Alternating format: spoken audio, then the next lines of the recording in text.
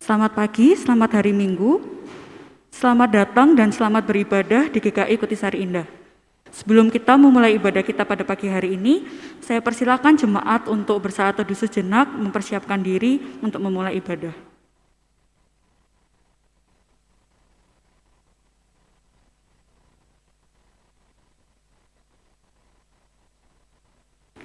Jemaat dipersilakan untuk berdiri.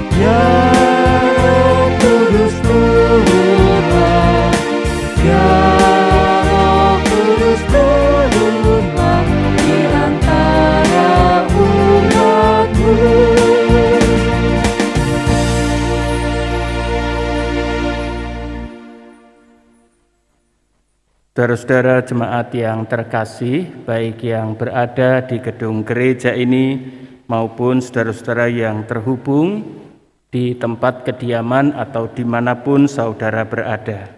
Kita yang bersama-sama saat ini beribadah, marilah mendasarkan ibadah kita di dalam pengakuan iman bahwa ibadah Pentakosta ini berlangsung di dalam pertolongan dalam nama Tuhan yang menjadikan langit dan bumi.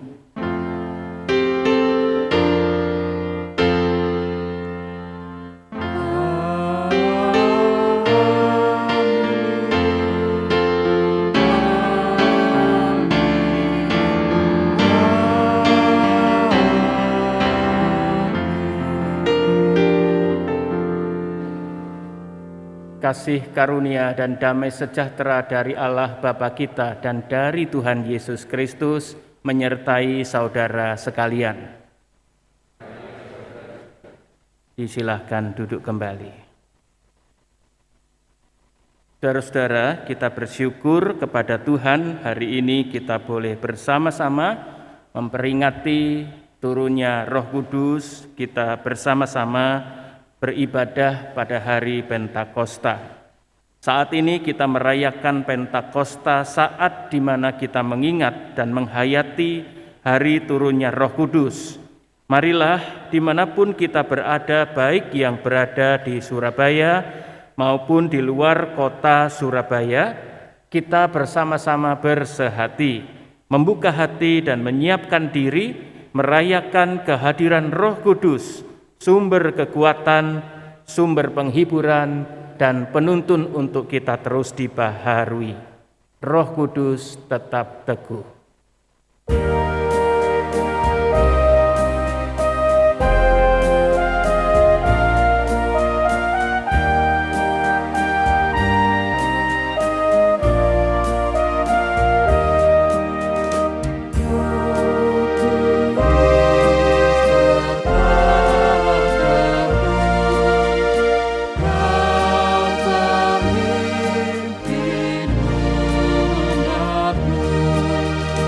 Ku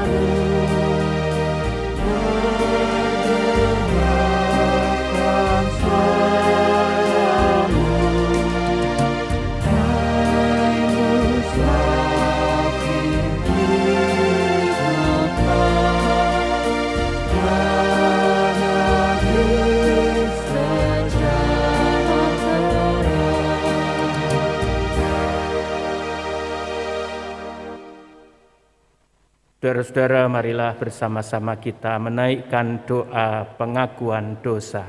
Mari kita berdoa.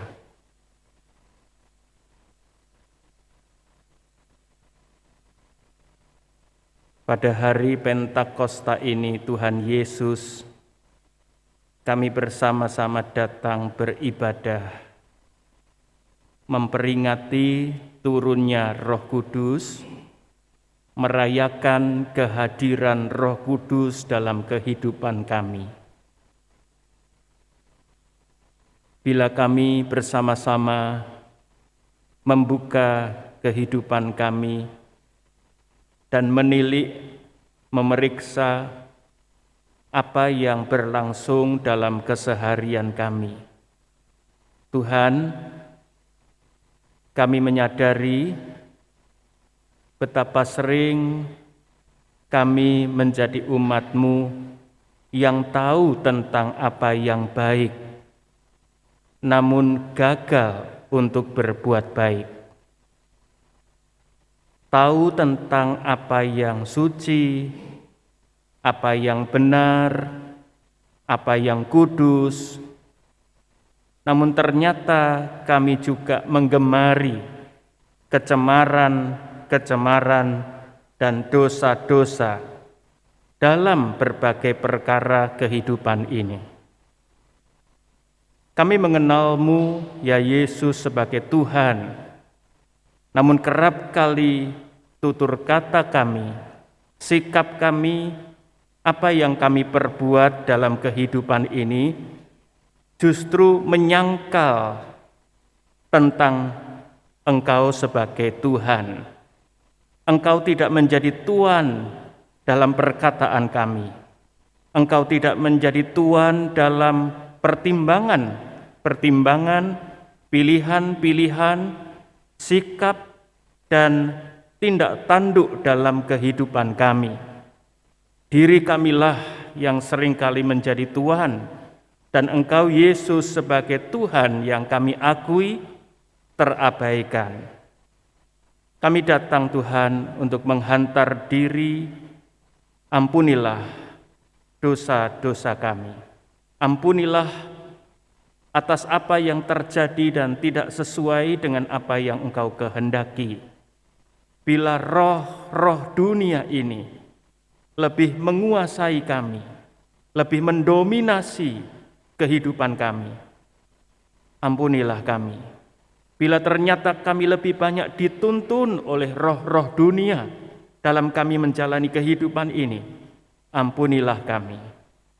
Biarlah pengampunan-Mu menolong kami untuk memberi ruang yang seluas-luasnya bagi Roh Kudus yang telah Tuhan curahkan, agar hidup kami sungguh berada dalam pimpinan Roh Kudus, sehingga ketika kami tahu apa yang baik, kami juga melakukan apa yang baik. Kami tahu apa yang benar, kami melakukan apa yang benar. Roh Kudus, baharuilah kami dalam segala keberadaan kami, sebagaimana kami ada saat ini. Baharuilah kami, ya Roh Kudus, karena Engkaulah sumber rahmat dalam kehidupan kami. Dalam Yesus Kristus dan kuasa Roh Kudus, kami bersama-sama berdoa. Amin.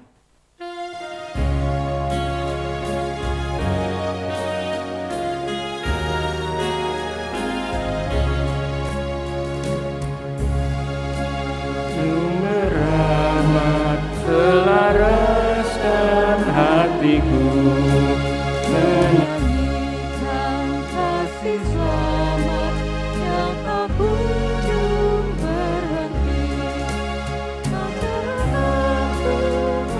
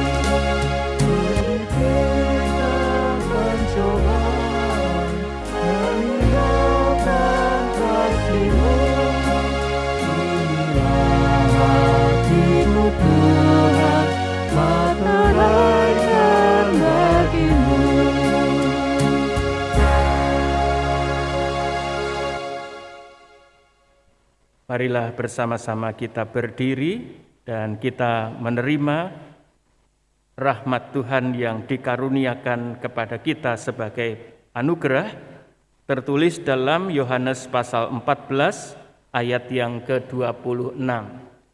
Tetapi penghibur, yaitu Roh Kudus yang akan diutus oleh Bapa dalam namaku, dialah yang akan mengajarkan segala sesuatu kepadamu dan akan mengingatkan kamu akan semua yang telah kukatakan kepadamu.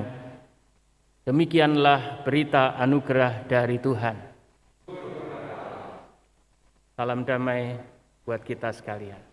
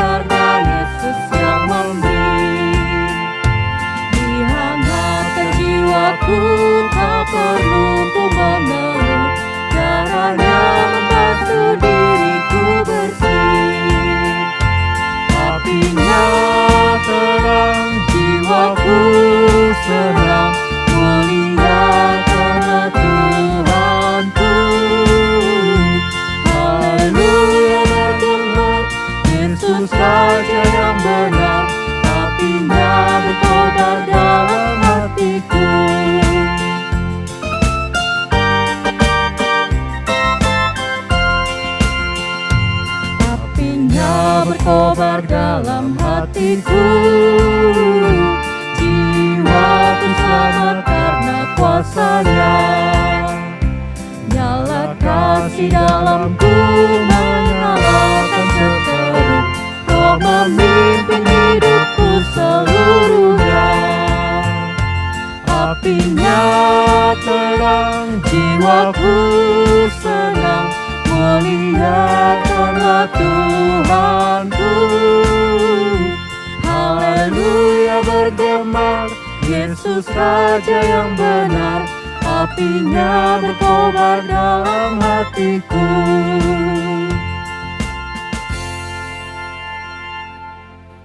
Silakan duduk. Saudara-saudara, kita akan bersama merenungkan firman Tuhan pada hari Pentakosta ini. Marilah kita siapkan diri kita untuk bersama menerima sabda Tuhan. Marilah bersama kita berdoa. Tuhan Yesus, kami datang saat ini di tengah ibadah Pentakosta, memohon pertolongan-Mu di dalam kasih dan kuasa Roh Kudus. Luluhkanlah hati kami yang keras dan gemburkanlah hati kami bagaikan tanah yang gembur dan subur, agar setiap benih firman-Mu boleh hidup, bertumbuh dan berbuah di dalam kehidupan kami. Bakarlah roh kami dengan api suci-Mu, Roh Kudus. Terangilah pikiran kami dengan hikmat-Mu, agar hidup kami sungguh menjadi hidup tempat di mana firman Tuhan, kehidupan-Mu ya Yesus, kami hadirkan tanpa syarat di tengah keseharian kami. Kami percaya Tuhan mengasihi kami dan berkenan memberkati kami dengan firman yang kudus. Mari bersabdalah karena kami semua mendengarkannya. Di dalam nama Tuhan Yesus Kristus kami bersama-sama berdoa. Amin. Saudara-saudara, pada hari ini kita akan membaca bagian firman Tuhan sekali lagi berkenaan dengan kisah Pentakosta sebagaimana yang tertulis dalam kitab Kisah Para Rasul pasal yang kedua. Kisah Para Rasul pasal yang kedua, kita akan membaca ayat 1 sampai dengan ayat yang ke-16. Demikian saudara-saudara kisah Pentakosta sebagaimana tercatat di Kisah Para Rasul pasal 2 ayat 1 sampai dengan ayat 16. Ketika tiba hari Pentakosta, semua orang percaya berkumpul di suatu tempat. Tiba-tiba turunlah dari langit suatu bunyi seperti tiupan angin keras yang memenuhi seluruh rumah di mana mereka duduk. Dan tampaklah kepada mereka lidah-lidah seperti nyala api yang bertebaran dan hinggap pada mereka masing-masing. Maka penuhlah mereka dengan Roh Kudus, lalu mereka mulai berkata-kata dalam bahasa-bahasa lain, seperti yang diberikan oleh Roh itu kepada mereka untuk mengatakannya. Waktu itu, di Yerusalem diam orang-orang Yahudi yang saleh dari segala bangsa di bawah kolong langit. Ketika turun bunyi itu, berkerumunlah orang banyak. Mereka bingung karena mereka masing-masing mendengar rasul-rasul itu berkata-kata dalam bahasa mereka sendiri. Mereka semua tercengang-cengang dan heran, lalu berkata, "Bukankah mereka semua yang berkata-kata itu orang Galilea? Bagaimana mungkin kita masing-masing mendengar mereka berkata-kata dalam bahasa kita sendiri, yaitu bahasa yang kita pakai di negeri asal kita? Kita orang Partia, Media, Elam, penduduk Mesopotamia, Yudea dan Kapadokia, Pontus dan Asia, Frigia dan Pamfilia, Mesir dan daerah-daerah Libya yang berdekatan dengan Kirene, pendatang-pendatang dari Roma, baik orang Yahudi maupun penganut agama Yahudi, orang Kreta dan orang Arab. Kita mendengar mereka berkata-kata dalam bahasa kita sendiri tentang perbuatan-perbuatan besar yang dilakukan Allah." Mereka semuanya tercengang-cengang dan sangat termangu-mangu sambil berkata seorang kepada yang lain, "Apakah artinya ini?" Tetapi orang lain menyindir, "Mereka sedang mabuk oleh anggur manis." Maka bangkitlah Petrus berdiri dengan ke-11 rasul itu, dan dengan suara nyaring ia berkata kepada mereka, "Hai kamu orang Yahudi dan kamu semua yang tinggal di Yerusalem, ketahuilah dan camkanlah perkataanku ini. Orang-orang ini tidak mabuk seperti yang kamu sangka, karena hari baru pukul yang difirmankan Allah dengan perantaraan Nabi Yoel." Saudara-saudara, demikianlah pembacaan Alkitab, firman Tuhan. Berbahagialah kita semua yang mendengarkannya, merenungkannya, dan melakukannya di dalam kehidupan sehari-hari. Haleluya.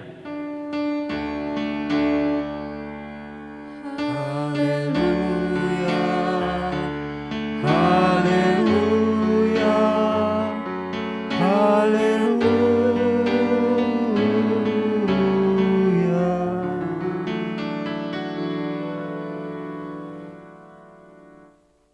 Saudara-saudara, selamat hari Pentakosta. Kita bersama-sama memperingati, merayakan turun dan hadirnya Roh Kudus di dalam kehidupan kita. Dan hari ini kita merenungkan kisah Pentakosta dengan tema Roh Kudus, Sang Pengubah Kehidupan. Saudara-saudara, saya ingin mengajak kita untuk mengingat tentu kehidupan dari para murid Yesus. Satu di antara para murid. Hari ini saya ingin mengajak saudara sekalian untuk merenungkan tentang Petrus, sebagaimana yang tertera namanya memang di dalam teks bacaan yang kita renungkan pada hari ini. Ketika dikatakan Petrus berdiri lalu memberi jawab atas tuduhan tentang para murid, para rasul yang dikatakan sebagai sedang mabuk karena dapat berkata-kata dengan bahasa orang-orang yang hadir pada waktu itu. Saudara-saudara, kalau kita coba sedikit flashback, kita ingat betul, saya yakin dalam kehidupan orang Kristen, salah satu dari antara murid-murid Yesus yang sangat kita kenal adalah Petrus. Nama aslinya sebetulnya Simon. Yesuslah yang mengubah atau memberi nama baru Simon menjadi Petrus atau Simon Petrus atau Kefas. Yesuslah yang memberi nama itu kepada Simon. Nah, di teks kita jelas disebut tentang Petrus, sang batu karang yang kita tahu. Nah, saudara-saudara, siapa Petrus? Kita tahu persis ya, ada banyak kisah ya, tetapi Petrus ini memang murid yang sangat luar biasa. Saya mencoba menggali tulisan-tulisan berkenaan dengan Petrus. Saking seringnya muncul, saking seringnya ada hal-hal yang dilakukan berkenaan dengan Petrus. Saudara, ada seorang ahli yang mencatat, konon di dalam keseluruhan Alkitab kita tentu, terutama Perjanjian Baru, Petrus itu disebut sebanyak 193 kali. Coba bayangkan ya, betapa seringnya Alkitab firman Tuhan itu menyebut nama Petrus 193 kali. Ahli ini mengatakan bahwa 162 kali itu disebut dengan Petrus atau Simon Petrus, lalu 23 kali itu disebut Simon saja, dan 6 kali disebut dengan nama Kefas. Totalnya 193 kali. Saya sih belum pernah menghitung sendiri ya. Bandingkan katanya dengan penyebutan nama Yohanes. Disebutkan berulang kali juga tapi hanya 48 kali. Bandingkan ya, 193 kali Petrus disebut, Yohanes disebut 48 kali. Nah, ada seorang juga ahli yang coba menghitung ya, namanya Archbishop Fulton Sheen ya. Itu mencoba menghitung ya, kalau nama rasul-rasul ini semuanya ya, semua rasul itu coba dihitung selain Petrus, berapa jumlah keseringan mereka itu disebut. Nah, dikatakan 130 kali. Itu semua ya. Bandingkan dengan Petrus yang 193 kali. Saudara, ini menandakan bahwa Petrus mungkin memang bukan sosok murid yang sembarangan. Ia memberi pengaruh pasti, karena begitu seringnya muncul dan melakukan sesuatu di dalam kehidupan ini. Petrus itu sangat sering muncul. Memang kalau kita catat ya, ada banyak ya, antara lain misalnya Petrus menjadi sosok yang pertama muncul di banyak kesempatan. Misalnya ya, ketika Yesus mengajar dan mau menggunakan perahu ya, disebutlah perahu Simon Petrus. Kesempatan lain yang tidak tercatat barangkali Yesus juga mengajar di atas perahu. Tapi yang pertama dicatat perahunya Simon Petrus. Lalu siapa yang berjalan di atas air ketika dalam situasi badai lalu tenang, melihat ada Yesus di sana, Petruslah yang pertama keluar dan ia berjalan di atas air. Lalu ada kisah menarik ketika bicara soal pajak, di sana dikatakan Petruslah yang mengambil koin itu ya dari mulut ikan. Saudara-saudara, ada banyak sekali kisah-kisah yang dicatat berkenaan dengan Petrus. Nah, hari ini saya mau mengajak dalam fokus tentu perenungan tema kita. Ya.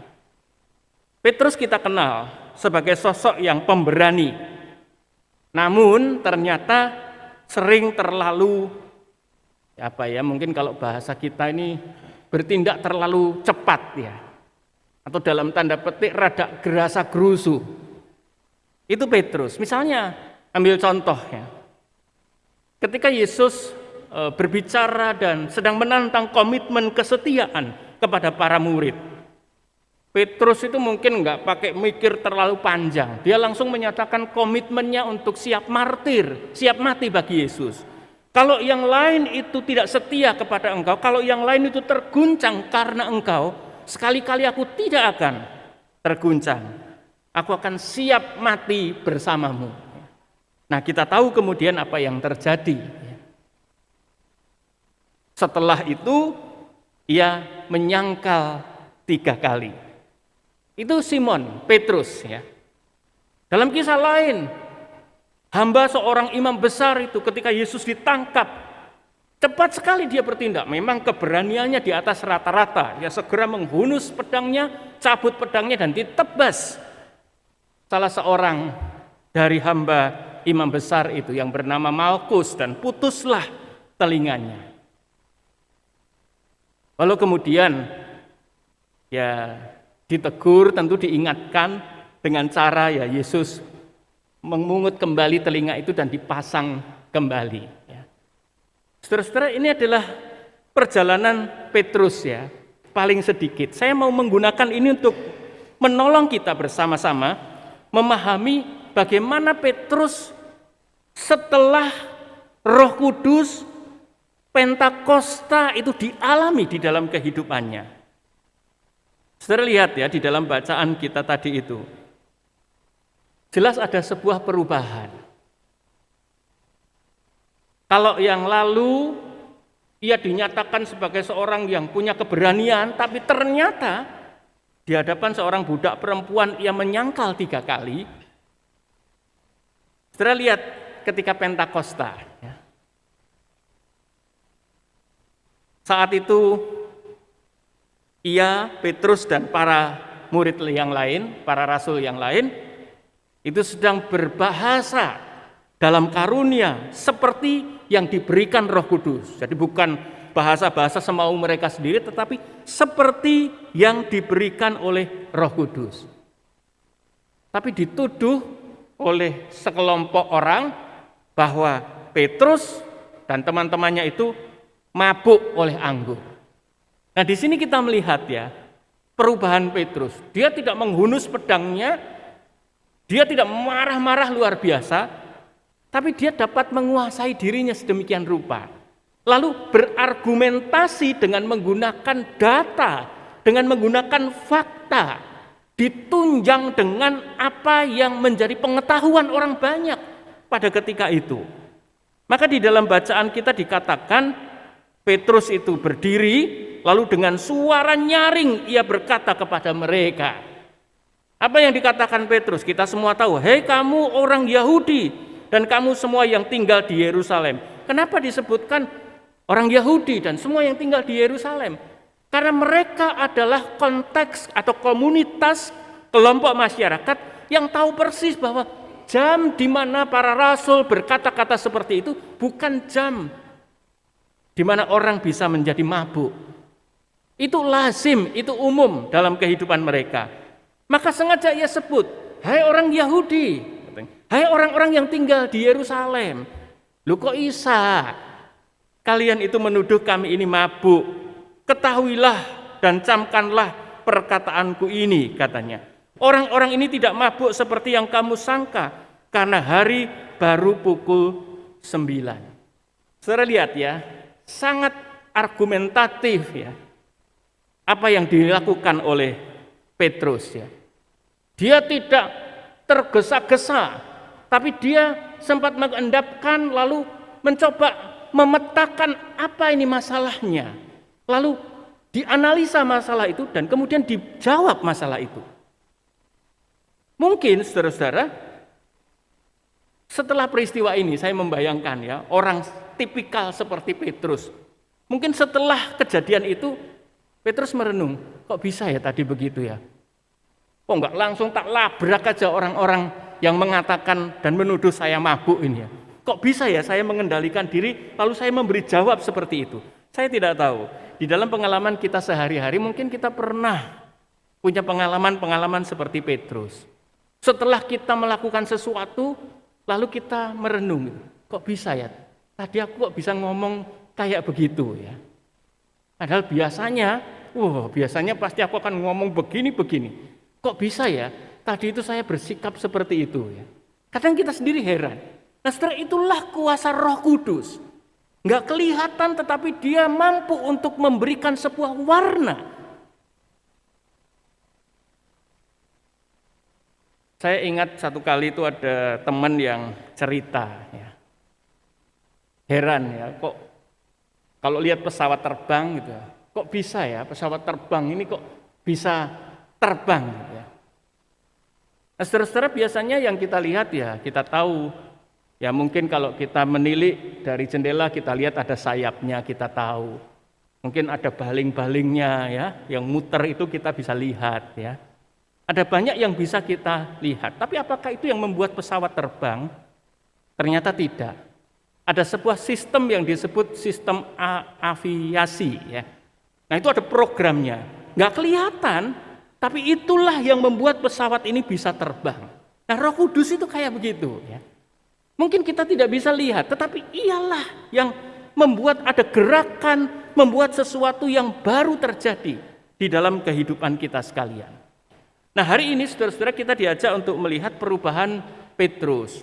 Kalau kisah yang kita baca tadi itu dilanjutkan, kita tahu saudara-saudara selanjutnya Petrus itu bisa berkhotbah, lalu 3.000 orang kira-kira memberi diri, bertobat dan kemudian dibaptiskan. Luar biasa. Semula bagaimana? Ikut Yesus, tapi ikut sebagai pengikut. Pentakosta itu mengubahkan Petrus. Ia bukan hanya ikut sebagai pengikut, tetapi ia ikut sebagai rasul yang punya panggilan untuk memberitakan Injil. Dulu ikut, tapi apa-apa, ya lebih banyak Yesus yang melakukannya. Ya ikut aja. Tapi apa yang kamu perbuat? Apa buah yang kamu hasilkan? Sekarang ketika Pentakosta terjadi, Petruslah yang mengajar, Petruslah yang berkhotbah, dan ribuan orang bertobat dan memberi diri, dibaptiskan. Saudara, ini perubahan yang luar biasa terjadi dan ditunjukkan kepada kita semua. Ini loh kuasa Roh Kudus yang mengubahkan seseorang untuk kemudian menjadi berkat. Ia menjadi figur yang bisa terhubung dengan aneka macam orang.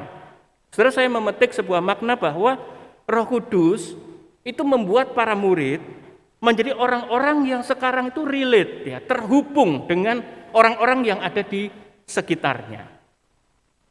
Dulu mereka seringkali nggak terhubung dengan orang-orang sekitarnya, bahkan inginnya ya diputus saja kalau orang-orang sekitar ini merepotkan. Ribuan orang butuh makan, gimana? Nggak ada makanan, udah suruh cari sendiri aja, suruh pulang, nggak terhubung. Tetapi Pentakosta itu menolong para murid untuk sekarang menjadi pribadi-pribadi yang terhubung dan menjadi berkat. Karena orang-orang yang kepadanya mereka itu menjadi para rasul, para murid yang terhubung, itu lalu dapat melihat perbuatan-perbuatan besar dari Tuhan. Saudara lihat di dalam ayat yang ke-11. Orang macam-macam tadi itu, orang Pontus, Kapadokia, Arab, dan lain sebagainya dikatakan, kita, kata mereka, ini kesaksian mereka, kita mendengar mereka, para murid, para rasul itu, berkata-kata dalam bahasa kita sendiri tentang perbuatan-perbuatan besar yang dilakukan Allah. Saudara lihat, bahasa sebagai sarana komunikasi terhubung dengan orang banyak, itu menolong orang banyak yang bersama para rasul menemukan tentang Tuhan dalam segala perbuatannya yang besar. Itu Roh Kudus. Jadi gampang sebetulnya apakah kita ini dipenuhi oleh Roh Kudus. Apakah kita ini terhubung, terkoneksi dengan orang-orang yang ada di sekitar kita. Itu yang pertama. Yang kedua, apakah keterhubungan kita itu menolong orang-orang untuk mengalami berkat-berkat Tuhan dan menemukan perbuatan-perbuatan besar dari Tuhan. Itu ciri. Dan Petrus beserta kawan-kawannya itu mengalami perubahan seperti itu. Kalau dulu melihat anak-anak kecil ikut gitu ya, udah suruh pergi aja, dimarahin anak-anak kecil itu ya. Nggak terhubung, hidupnya suka memilih untuk udah yang ngerepotin ini pinggirkan aja. Yang bikin susah ini udah nggak usah di dekat-dekat sini ya, diusir suruh pergi, diputus, bikin pagar, ditemboki. Tetapi Pentakosta, saudara lihat ya, aneka macam orang yang diperlihatkan berhimpun di bait Allah ketika hari Pentakosta, ketika Roh Kudus dicurahkan. Itu mau memberikan sebuah pesan bahwa ya dalam hidup kita sehari-hari tak terhindarkan kita akan berjumpa dengan aneka macam orang dari berbagai macam asal. Bagaimana kita? Roh Kudus itu memampukan kita untuk tetap hadir di tengah konteks siapapun dan menjadi berkat. Ini berita yang menurut saya sangat signifikan dalam kehidupan sehari-hari kita. Nah, sekarang pertanyaannya adalah, bagaimana caranya, apa yang membuat Petrus dan murid-murid lain itu bisa menjadi orang yang seperti itu? Kalau dilanjutkan, kalau cuma ngomong saja bisa. Petrus tidak loh ya. Kalau kita lihat terus ya dalam Kisah Para Rasul pasal 3 kita menemukan setelah dia berkhotbah ribuan orang bertobat. Lalu di Gerbang Indah ada seorang yang lumpuh dan dia mengatakan, emas dan perak aku tak punya, tetapi apa yang ada padaku kuberikan kepadamu. Lalu orang itu berdiri, melompat. Sudah luar biasa, itu Roh Kudus yang dapat memberikan apa yang menjadi kebutuhan orang lain. Bukan hanya memberikan apa yang saya mau, tetapi memberikan apa yang dibutuhkan orang lain. Roh Kudus itu memampukan seseorang untuk melihat dengan peka, dengan tajam dan fokus tentang apa yang menjadi kebutuhan orang lain, dan ia mampu memberikannya. Emas dan perak aku tak punya, tetapi yang ada padaku kuberikan kepadamu. Itu Roh Kudus. Dia selesai. Orang yang dipenuhi Roh Kudus adalah orang yang selesai dengan dirinya. Orang yang tidak berpusat dan memusatkan segala sesuatu itu hanya untuk dirinya. Petrus memperlihatkan, selesai aku dengan diriku. Dulu sebelum Pentakosta masih banyak hal ini. Belum selesai aku dengan diriku. Kami belum selesai dengan diri kami. Karena itu banyak hal yang masih terjadi saat itu. Tetapi ketika Pentakosta penuhnya Roh Kudus, itu menghantar, memperlihatkan kita semua bahwa Petrus itu seorang yang kemudian selesai dengan dirinya. Dan karena itu ia bisa dengan enak, dengan mudah untuk berbagi, memberikan hidupnya itu bagi orang lain. Setelah itu ciri Roh Kudus. Roh Kudus akan menolong kita untuk menjadi orang-orang yang selesai dengan diri kita. Dan kita siap untuk dipakai Tuhan menjadi berkat bagi orang lain. Sekali lagi pertanyaannya, kita semua pasti ingin menjadi orang yang seperti para murid saat itu. Bagaimana caranya? Yang pertama, saya mau katakan, dan ini yang paling mendasar ya. Saudara lihat apa yang dilakukan oleh para murid. Petrus termasuk di dalamnya. Ketika Yesus mengatakan,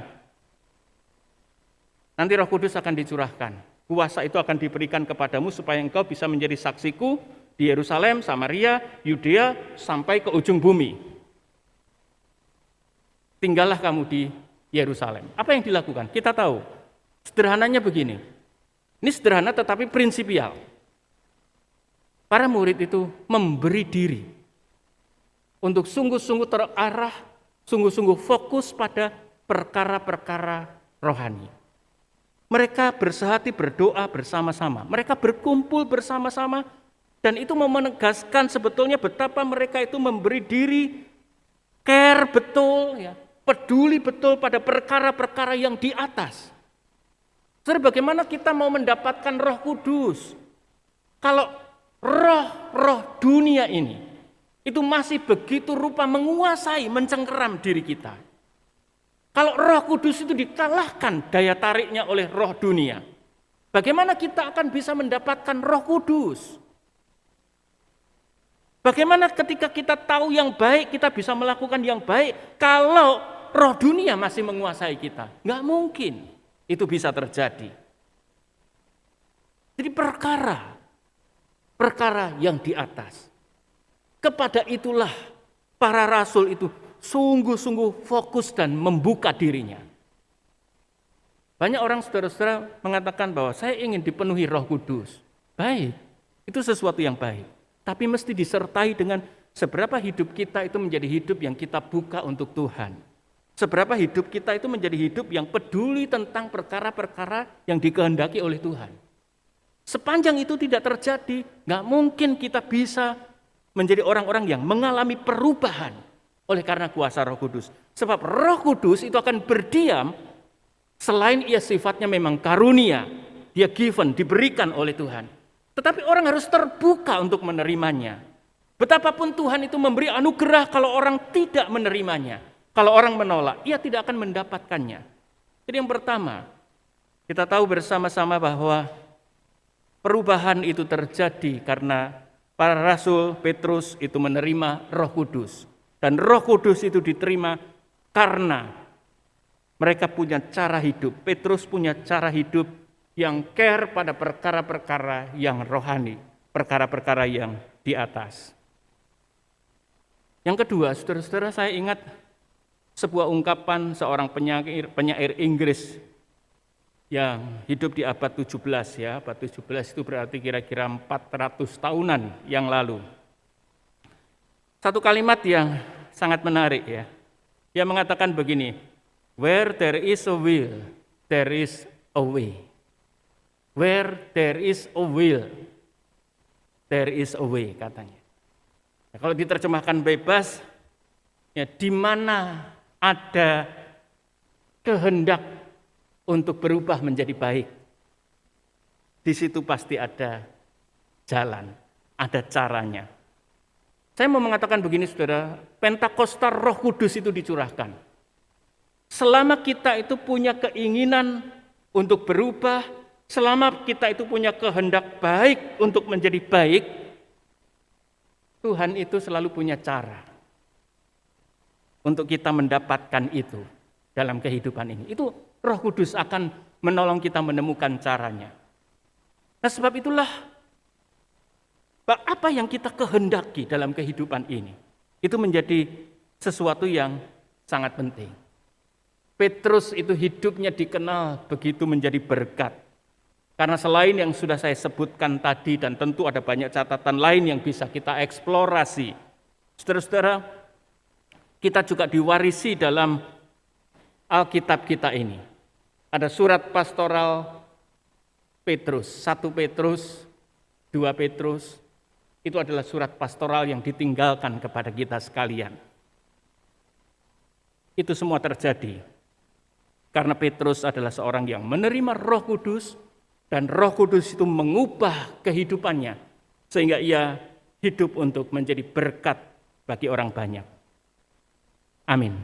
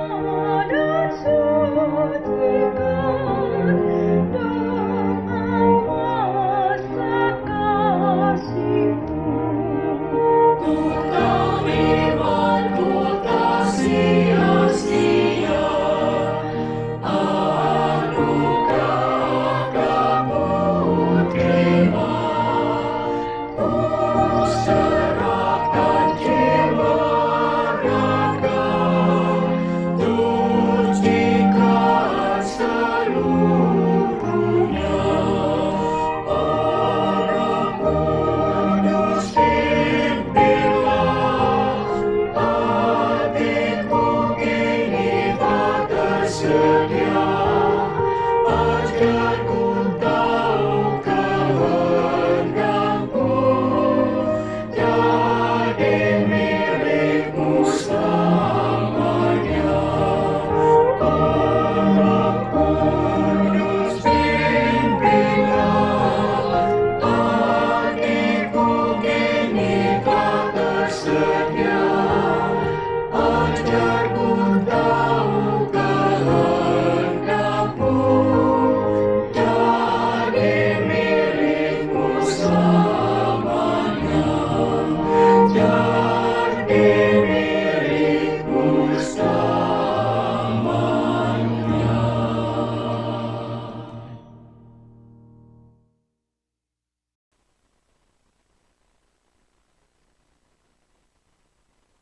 Marilah kita bersama dengan umat Allah di masa lalu, masa kini, dan masa depan, bersama gereja dan di segala abad dan tempat, mengingat pengakuan pada baptisan kita menurut pengakuan iman rasuli dengan menyanyikan Aku Percaya.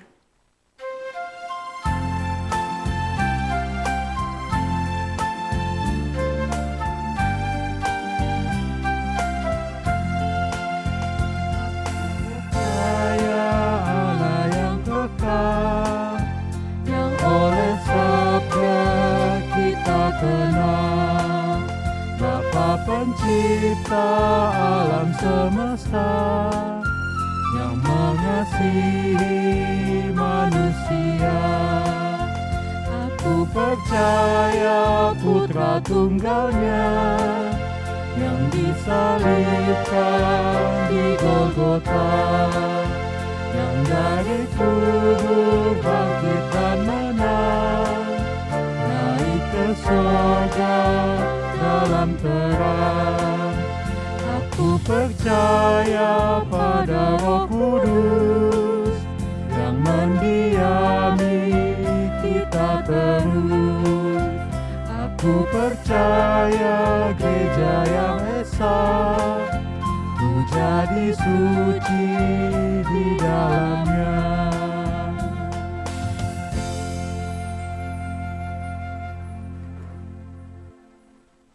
Saudara-saudara, sekarang kita akan bersama-sama menaikkan doa syafaat. Ya, saudara-saudara disilakan duduk. Kita akan bersama menaikkan doa syafaat, dan di hari Pentakosta ini kita akan menaikkan doa syafaat secara berantai. Ada beberapa saudara yang akan bersama-sama secara berantai menaikkan pokok-pokok doa syafaat pada hari Pentakosta ini. Dengan mengenakan kostum Nusantara, kita mengingat bahwa Pentakosta itu memang menghimpunkan banyak orang dari segala bangsa, dan kita pun dihimpunkan oleh Tuhan dengan latar belakang yang berbeda-beda, tetapi diikat dalam kasih dan roh yang sama oleh Tuhan. Marilah bersama-sama kita menyatukan hati untuk menaikkan doa syafaat. Tuhan Yesus, saat ini kami ingin berdoa untuk Komisi Anak. Kiranya Komisi Anak Engkau berkati semuanya. Tuhan Yesus, kami juga ingin pergi ke sekolah minggu lagi. Kiranya virus corona cepat berlalu dari bumi ini. Makasih Tuhan, dalam nama Tuhan Yesus kami berdoa. Ya Allah Bapa kami yang berada di dalam kerajaan surga, pada kesempatan kali ini kami ingin berdoa untuk Komisi Remaja dan juga Komisi Pemuda. Kiranya Engkau mau selalu menyertai kami ya Tuhan, seluruh anggota Komisi Remaja dan Pemuda, baik di sekolah, di rumah, di kuliah, di pekerjaan, di masa pandemi sekarang ini. Terlebih kami mau berdoa untuk para pengurus dan pembimbing kami. Kiranya Engkau mau memberikan kami hikmat kebijaksanaan ya Tuhan, agar semua yang kami kerjakan, tugas-tugas yang telah Engkau percayakan pada kami, boleh kami kerjakan dengan baik. Dan agar program-program yang telah kami rencanakan boleh berjalan dengan lancar dan sesuai dengan rencana-Mu saja. Di dalam nama Tuhan Yesus Kristus kami sudah berdoa. Ya Bapa, Terima kasih Tuhan yang bertakhta di kerajaan surga. Kami mengucap syukur dan terima kasih atas penyertaan Engkau kepada Komisi Dewasa Kutisari Indah. Dan juga kami bersyukur atas pengurus-pengurus Komisi Dewasa Kutisari Indah ini akan menjalankan program-program berupa KA sama KTB Tuhan dalam situasi begini Tuhan supaya semuanya dapat berjalan dengan baik. Kami juga bersyukur Tuhan atas penyertaan kasih sayang-Mu kepada Komisi Dewasa ini Tuhan, dan juga kami akan berdoa khusus untuk Komisi Dewasa ini. Tuhan, kami berdoa untuk kegiatan PA dan juga jadwal yang sudah kami rencanakan untuk setiap bulannya. Kiranya Tuhan juga ikut turut campur tangan Tuhan supaya jemaat boleh semakin bertumbuh di dalam Tuhan. Dan juga semua program webinar parenting, Pasutri KTB, kiranya Tuhan mempersiapkan semua pembicaranya sehingga kami sebagai jemaat boleh semakin bertumbuh dan semakin dewasa dalam beriman ya Tuhan. Kiranya Tuhan turut campur tangan untuk semuanya ini. Kami serahkan semuanya hanya di dalam nama Yesus kami berdoa mengucap syukur. Bapa dalam surga, Allah yang kami sembah dalam nama Tuhan kita Yesus Kristus, mewakili segenap pengurus dan anggota Komisi Lansia, kembali kami datang ke hadapan-Mu ya Bapa, untuk mengucap syukur dan terima kasih, karena sampai saat ini kami masih boleh mengikuti ibadah secara online ya Bapa. Meskipun kadang-kadang pada satu saat timbul satu kejenuhan dalam pikiran kami ya Bapa. Untuk itu ya Bapa, ampunilah Bapa akan pikiran-pikiran jahat yang timbul pada diri kami ya Bapa. Ingin kami ibadah tatap muka segera dimulai ya Bapa. Untuk itu berkati akan usaha-usaha pemerintah di dalam menanggulangi pandemi ini ya Bapa. Berkati juga akan majelis jemaat, akan persiapannya ya Bapa. Tak lupa kami ingin berdoa bagi segenap program-program Komisi Lansia, berkati ya Bapa agar supaya dapat berjalan dengan lancar. Teristimewa ya Bapa, berkati akan kesehatan segenap anggota lansia yang sudah usur ini ya Bapa. Di dalam nama Tuhan kita Yesus Kristus, kami sudah berdoa dan mengucap syukur. Tuhan, saat ini kami ingin berdoa bagi Komisi Musik dan Liturgi ya Tuhan, bagi pelayanan Komisi Musik dan Liturgi di tempat ini. Banyak kendala dan kesulitan yang harus kami hadapi Tuhan di tengah-tengah masa pandemi ini. Kami harus beradaptasi dengan cara-cara baru yang sebelumnya tidak pernah kami lakukan. Tuhan kami mohon, mampukan kami. Biarlah semangat kami terus menyala-nyala untuk dapat melayani Engkau dengan sepenuh hati kami. Biarlah kami dapat terus berbuat yang terbaik dalam pelayanan kami ya Bapa.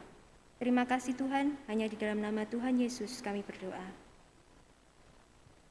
Maha besar Tuhan, di tengah galau hati kami karena pandemi virus, kami bersyukur atas pemberdayaan Tuhan yang nyata melalui pemerintah kami. Di saat negara lain masih kesulitan mendapatkan vaksin, kami justru boleh mendapatkannya secara gratis.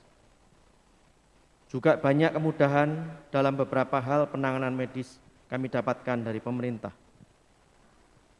Kami juga berdoa Tuhan agar pasca liburan panjang hari raya ini di negara kami tidak terjadi ledakan penambahan seperti yang kami khawatirkan. Kami juga bersyukur atas kesetiakawanan sosial yang nampak di masyarakat. Dan biarlah kami menggunakan kesempatan ini untuk berbagi dan menjadi kesaksian kami bagi sesama. Kami berdoa agar pandemi ini justru dapat membentuk kami dan menjadi ziarah iman kami yang membawa kami semakin dekat kepada Tuhan. Hingga bila apapun menimpa, kami siap, pasrah dan berserah kepada lengan Tuhan yang kekal. Di dalam nama Yesus Kristus, kami berdoa.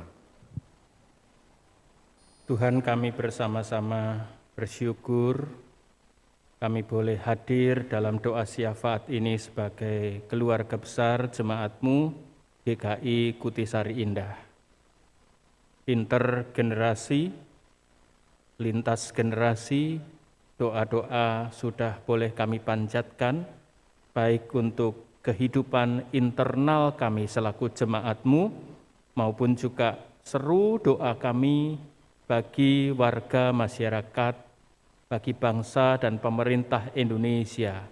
Bahkan juga kami berseru untuk dunia ini, yang tengah bergumul di tengah situasi pandemi, negara-negara yang sedang dilanda tsunami COVID-19, kami berdoa Tuhan menolong agar karya-karya baik boleh dilakukan dan saudara-saudara kami boleh mendapatkan penanganan dan jalan keluar terbaik untuk situasinya pada saat ini. Terus kami juga bersehati untuk mendoakan Indonesia sebagaimana yang telah kami serukan. Tuhan lindungi, Tuhan curahkan belas kasih dan kemurahan untuk Indonesia, supaya kami jauh dari hal-hal yang memburuk di tengah situasi pandemi ini. Kami mengingat saudara-saudara kami yang sedang merayakan Hari Raya Idul Fitri. Di tengah segala keadaannya, Tuhan tetap memberikan kebahagiaan kepada saudara-saudara kami pasca perayaan Idul Fitri pada minggu yang lalu dengan segala keadaannya. Kiranya itu tidak mengurangi rasa bahagia, berkat yang saudara-saudara alami dalam kehidupannya. Dan ketika kami memulai kembali aktivitas kami dalam segala situasi di tengah pandemi ini, Tuhan tetap melindungi kami semua. Berkati semua saudara yang melayani Tuhan di tengah ibadah ini, maupun dalam berbagai pelayanan yang lain.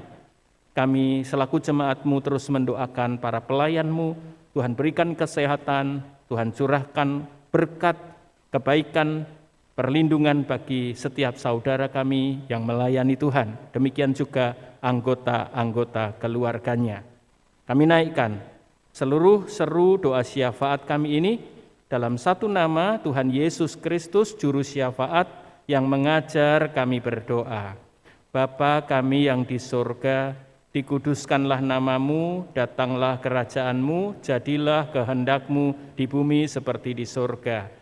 Berikanlah kami pada hari ini makanan kami yang secukupnya, dan ampunilah kami akan kesalahan kami, seperti kami juga mengampuni orang yang bersalah kepada kami. Dan janganlah membawa kami ke dalam pencobaan, tetapi lepaskanlah kami daripada yang jahat. Karena Engkaulah yang empunya kerajaan dan kuasa dan kemuliaan sampai selama-lamanya. Amin. Hari ini kita tetap bersyukur dengan menyerahkan persembahan kepada Tuhan. Persembahan dapat dilakukan melalui rekening gereja atau men-scan QRIS seperti yang tertera pada layar. Jemaat dapat juga masukkan ke kotak persembahan di depan gereja atau menyimpannya dulu dan memberikannya saat ibadah minggu diadakan kembali di gedung gereja. Nas persembahan diambil dari 1 Tawarik 16 ayat 29. Berilah kepada Tuhan kemuliaan namanya, bawalah persembahan dan masuklah menghadap Dia. Sujudlah menyembah kepada Tuhan dengan berhiaskan kekudusan.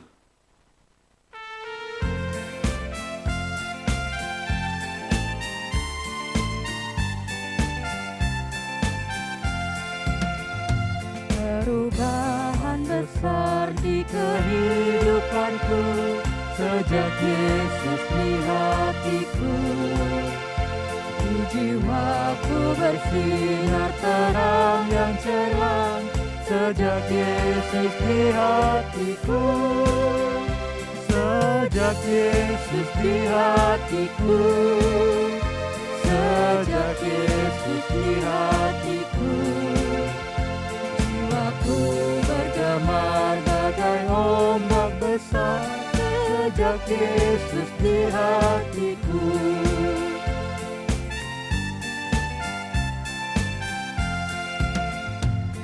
Ku tobat kembali ke jalan benar sejak Yesus di hatiku, dan dosaku dihapus, jiwaku segar sejak Yesus di hatiku. Sejak Yesus di hatiku, sejak Yesus di hatiku, jiwaku bergemar bagai ombak besar. Sejak Yesus di hatiku.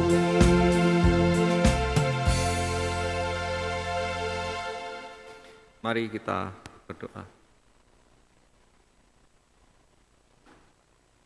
Tuhan, kami boleh bersyukur atas penyertaan-Mu, pemeliharaanmu yang senantiasa pada kami, Tuhan, hingga boleh cukupkan kami, hingga kami tak kekurangan suatu apapun. Inilah persembahan kami ya Tuhan, dan kiranya Engkau boleh mendapati hati yang bersyukur padamu. Terima kasih ya Bapa. Kami juga berdoa majelis yang mengelolanya, kiranya Engkau beri hikmat kepada mereka. Terima kasih ya Bapa, kami serahkan dalam Yesus kami berdoa. Amin.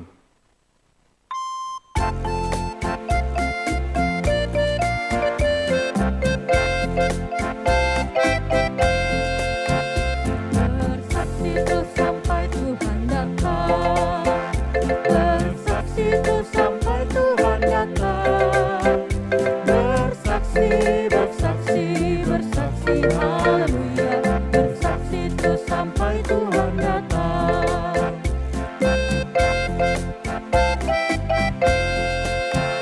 Bertekun terus sampai Tuhan datang, bertekun terus sampai Tuhan datang, bertekun, bertekun, bertekun, haleluya, bertekun terus sampai Tuhan datang.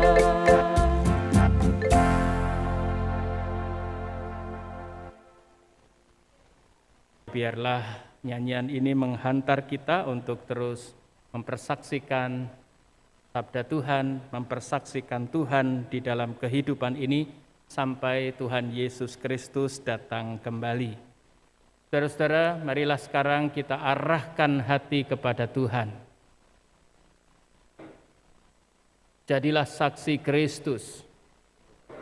Terpujilah Tuhan. Sekarang arahkanlah hati saudara kepada Tuhan dan terimalah berkat Tuhan. Anugerah dan damai sejahtera, kasih karunia, Roh Kudus melingkupi kehidupan saudara-saudara sekalian sekarang ini sampai Tuhan Yesus datang kembali. Amin.